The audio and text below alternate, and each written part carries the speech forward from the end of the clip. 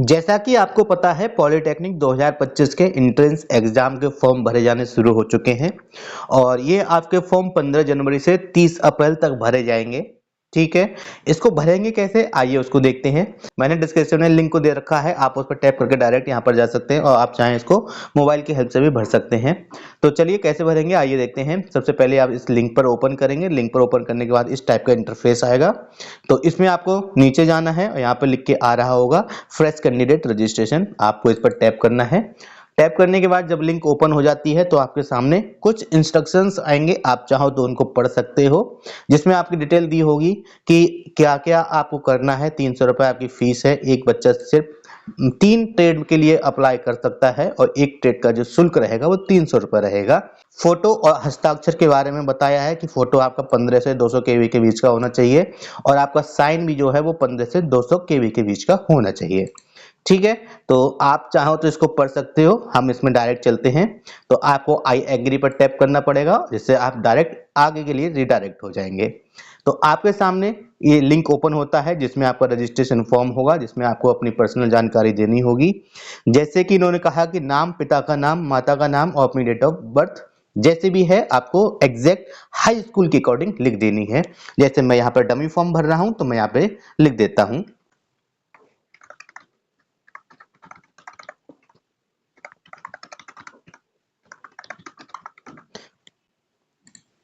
Date of birth exact नहीं है, मैंने बोला मेरा फॉर्म डमी फॉर्म है, इसलिए मैं सिर्फ और सिर्फ आपको ये भर के दिखा रहा हूँ जिससे कि आपको किसी प्रकार की कोई परेशानी ना हो।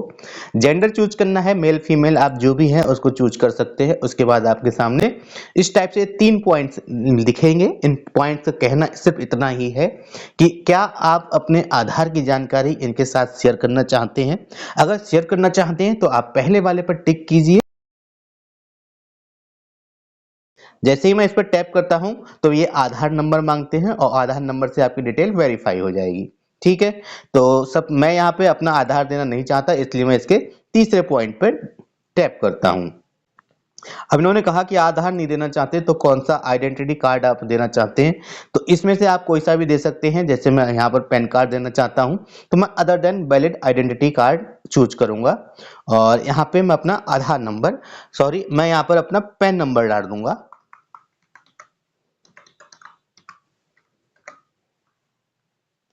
उसके बाद कॉन्टैक्ट डिटेल में आते हैं। कॉन्टैक्ट डिटेल में आपको अपना मोबाइल नंबर डालना है जो कि वर्किंग स्टेट में हो, क्योंकि इस पर ओटीपी आएगा। साथ ही साथ ईमेल आईडी भी ऐसी होना चाहिए जो वर्किंग हो, उस पर भी एक ओटीपी आएगा। तो यहाँ पर मैं पहले इसमें अपना मोबाइल नंबर और मेल आईडी को डाल देता हूँ।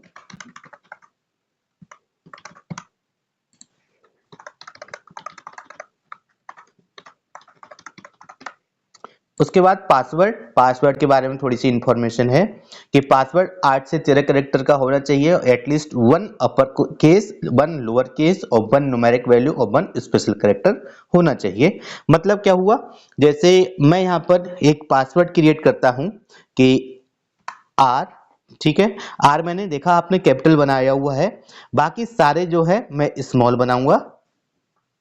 ये हो गया, एक अपर लेटर हो गया और एक लोअर लेटर हो गया। एक स्पेशल के लिए मैं यहाँ पर @ का यूज कर लूंगा और न्यूमेरिक वैल्यू के लिए मैं 1 2 3। ठीक है, जो पासवर्ड मैंने यहाँ पर बनाया उसी पासवर्ड को मैं यहाँ पर लिख देता हूँ 4। ठीक है,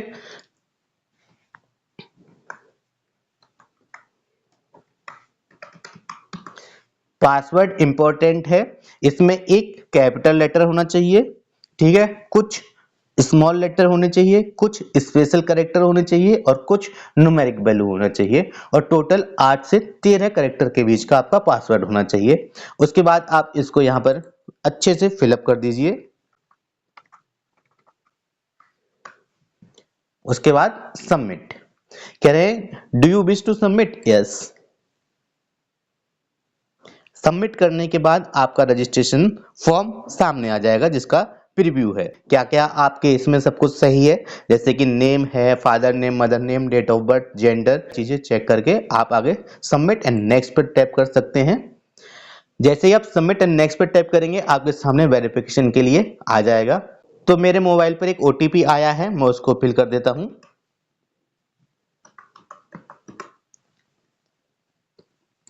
साथ ही साथ मेरे मेल आईडी पर भी एक ओटीपी आया हुआ है, उस मेल आईडी के ओटीपी को भी मैं यहाँ पर फिल कर दूंगा।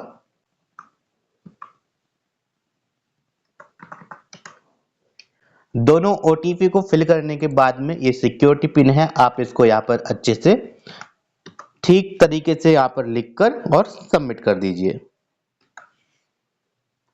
लिखा है वेरीफाई एंड फाइनल सबमिट। ठीक है, जैसे ही आप इस पर टैप करेंगे आपका रजिस्ट्रेशन कंप्लीट हो जाएगा और उसके आगे की डिटेल भरने के लिए आपके सामने एक पेज ओपन हो जाएगा, एक इस टाइप का इंटरफेस आ जाएगा कि आपको ये स्टेप इसमें कंप्लीट करने हैं।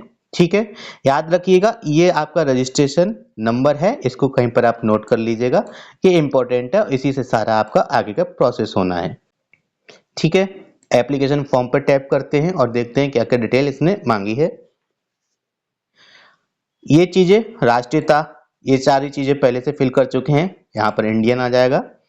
तो इन्होंने कहा स्टेट ऑफ एलिजिबिलिटी, आप किस स्टेट से बिलोंग करते हैं, तो डोमिसाइल ऑफ यूपी अगर आप उत्तर प्रदेश के हैं, और अगर बाहर के हैं तो अदर देन उत्तर प्रदेश आप इसमें फिल कर सकते हैं।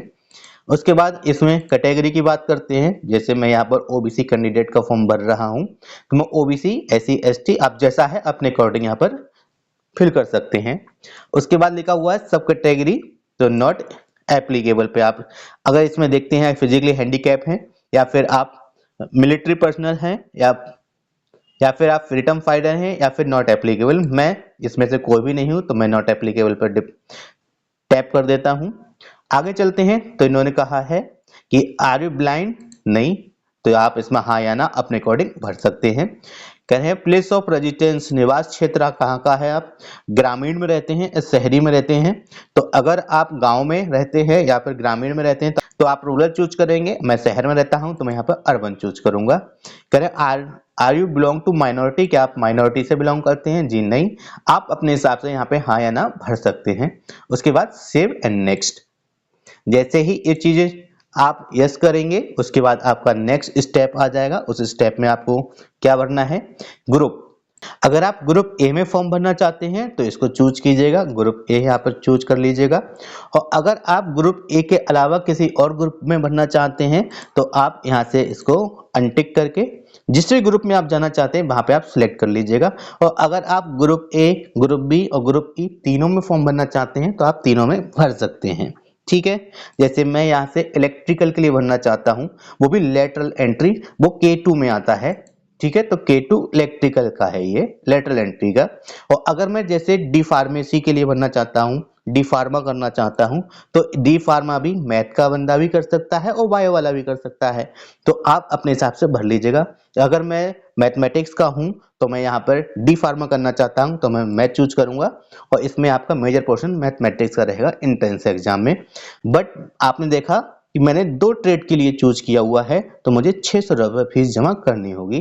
भाई अगर मैं एक ट्रेड के लिए करूंगा तो मुझे 300 करनी होगी, और तीनों का करूंगा तो 900 करना होगा। तो इसको आप अपने हिसाब से भर के सेव एंड नेक्स्ट कर दीजिएगा।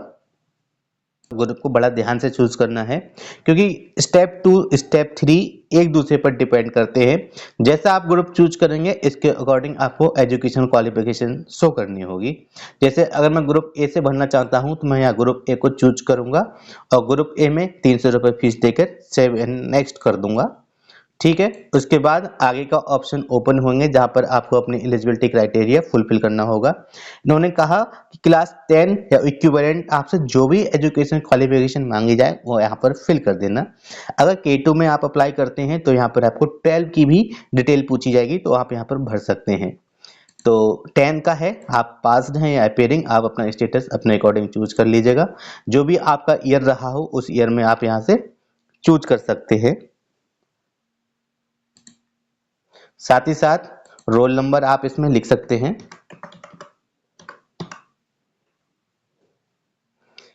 बोर्ड आपका क्या है,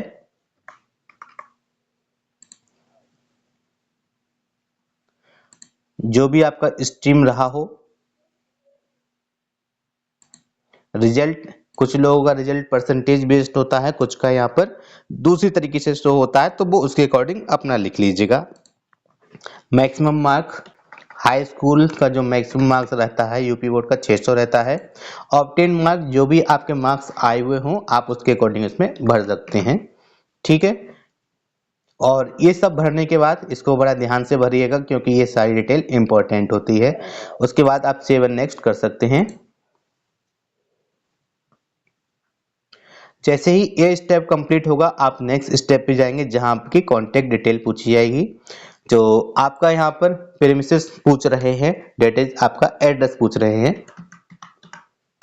जो भी आपका एड्रेस हो आप अच्छे से यहाँ पर फिल कर दीजिएगा।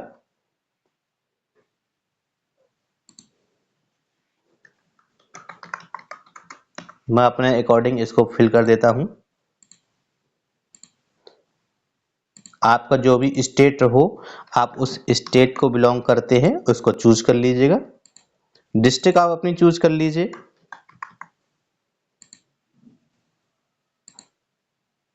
और जो भी आपका पिन कोड रहा हो आप अपना पिन कोड डाल सकते हैं। अगर आपका करस्पॉन्डेंस एड्रेस और परमानेंट एड्रेस सेम है, करस्पॉन्डेंट एड्रेस का मतलब है किसी भी टाइप से आपको जो कांटेक्ट करना हो तो आप जहां से कांटेक्ट करना चाहते हैं वो आपका करस्पॉन्डेंस रहता है। और परमानेंट एड्रेस जो होता है वो आपके घर का होता है जहां पे आपका निवास बना होता है। अगर दोनों सेम है तो यहाँ पर टिक कीजिए, अगर अलग अलग है तो आप दोनों को अलग अलग भर के सेव एंड नेक्स्ट पर टैप कर सकते हैं। मेरे सेम है तो मैं सेव करूंगा, उसके बाद सेव एंड नेक्स्ट इसको यस कर दीजिए। उसके बाद बात आती है एग्जाम सेंटर डिटेल की। ये स्टेप कंप्लीट होने के बाद आप नेक्स्ट रिडायरेक्ट हो जाएंगे। जैसे ही आपका ये स्टेप पूरा होगा आप अपने एग्जाम सेंटर वाले स्टेप पर पहुंच जाएंगे जहां पर आपको 4 एग्जाम सेंटर चूज करने होंगे। आप पहला जो भी आपका नियरेस्ट हो आप उसको चूज कीजिएगा, ठीक है। ये आपका चुनाव अपने हिसाब से करना है। मैं इसका चुनाव अपने हिसाब से कर ले रहा हूं। जो मेरा नियरेस्ट है वो मैं यहां पर प्रेफरेंस दे देता हूं।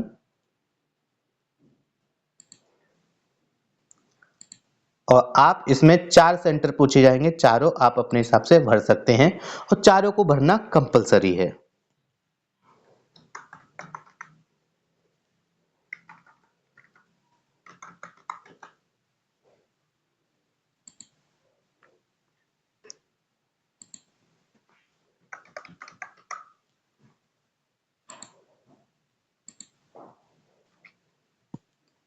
जब आप इन चारों को अच्छे से फिल कर लें अपने हिसाब से फिल करने के बाद सेव एंड नेक्स्ट करना और ओके कर दीजिए। याद रहे जानकारी को भरते समय ध्यान देना जरूरी है, किसी भी प्रकार का कोई भी गलती नहीं करना है। अब बात आती है आपके फोटो और सिग्नेचर की। आप अपना फोटो और सिग्नेचर इसके अकॉर्डिंग रखना और उसके बाद इसको अपलोड कर देना कि आपका फोटो 15 केबी से 200 केबी के बीच का होना चाहिए और साइन भी 15 केबी से 200 केबी के बीच का होना चाहिए। तो यहाँ पे मैं अपना फोटो अपलोड करता हूँ।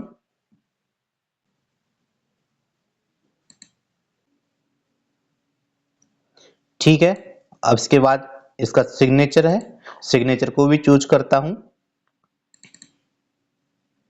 जैसे ही इन दोनों को आप अपलोड कर देंगे यहाँ पर अपलोड करने के बाद इस टाइप से आपको दिखेगा और यहाँ पे सबमिट एंड प्रीव्यू पे आप टैप कर सकते हैं। जैसे ही आप सबमिट एंड प्रीव्यू पर टैप करेंगे आपके सामने कुछ इस प्रकार का इंटरफेस आ जाएगा जहां आपका फोटो और आपका सिग्नेचर शो होगा। फोटो पे आप सेल्फ वेरीफाइड करेंगे क्योंकि आप यहाँ पर ये डिक्लेरेशन कर रहे हैं कि आपका ही फोटो है और आपका ही ये साइन है।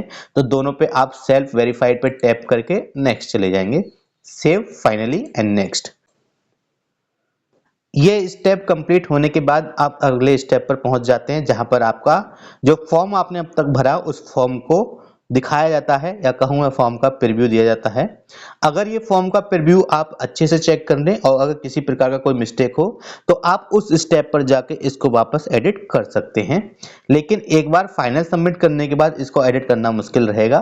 तो मैं कहूँगा कि पेमेंट करने से पहले आप इसको अच्छे से चेक कीजिएगा, एक बार नहीं, 2 बार नहीं, 3 बार, जितनी मर्जी आपका चेक कर सकते हैं क्योंकि एक बार आपने जो भी स्टेप कर दिया वो सेव हो जाता है। इसमें आपका फॉर्म रीसेट नहीं होता, ये हर एक स्टेप सेव होता चलता है।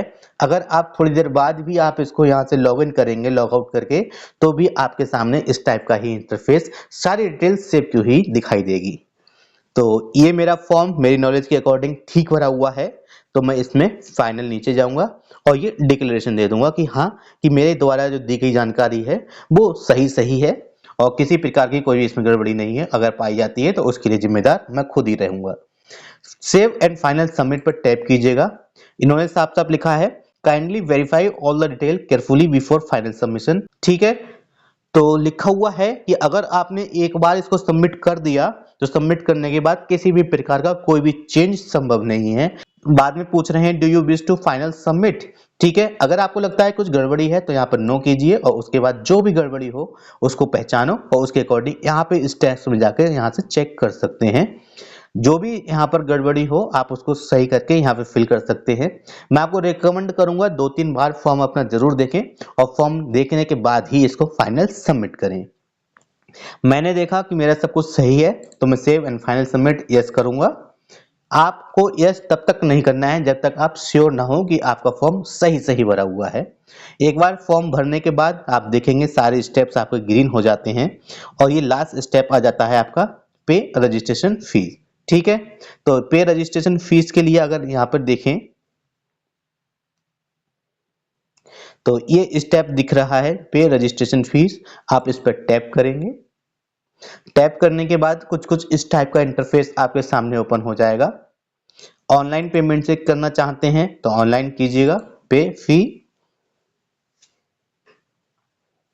ठीक है, आप इसमें से चूज कर सकते हैं, आप अपनी सुविधा के अनुसार किससे करना चाहते हैं। जैसे यहाँ पे लिखा हुआ है कि SBI पे पेमेंट गेटवे से आप करना चाहते हैं। एनी डेबिट क्रेडिट कार्ड आप तो SBI से कर लीजिए या बैंक ऑफ बड़ौदा, ICICI आपका मन। तो मैं यहाँ SBI के साथ जाना चाहता हूँ तो मैं यहाँ पे प्रोसीड फॉर पेमेंट। एक बार प्रोसीड एंड पेमेंट पे करने के बाद आप देखेंगे कि आपके सामने इस टाइप के ऑप्शंस ओपन हो जाते हैं कि आपको क्रेडिट कार्ड या डेबिट कार्ड से करना है तो आप यहाँ पर अपना चूज कर सकते हैं। यहाँ पर आप अपना कार्ड नंबर डालिएगा। कार्ड नंबर डालने के बाद यहाँ पर होल्डर जो भी रहा हो उसका नेम, मंथ और ये सब चीजें डालने के बाद आप CVV डालेंगे। ये सारी डिटेल भरने के बाद आप इसमें पे नाउ पर टैप करेंगे। मैं इसका पेमेंट करने वाला नहीं हूँ इसलिए इसको मैं आगे शो नहीं कर रहा, लेकिन जैसे ही आप ये सारी डिटेल डालेंगे, डालने के बाद पे नाउ पर टैप करेंगे, आपका एक OTP आएगा और OTP डालने के बाद आपका पेमेंट कंप्लीट हो जाएगा और आपका फॉर्म फिल हो जाएगा। आई होप मैं आपकी प्रॉब्लम्स का सलूशन दे पाया। आप चाहो तो यहाँ से पासवर्ड को चेंज कर सकते हो, इसकी जरूरत पड़ेगी नहीं। तो thank you, thanks for watching, thanks a lot.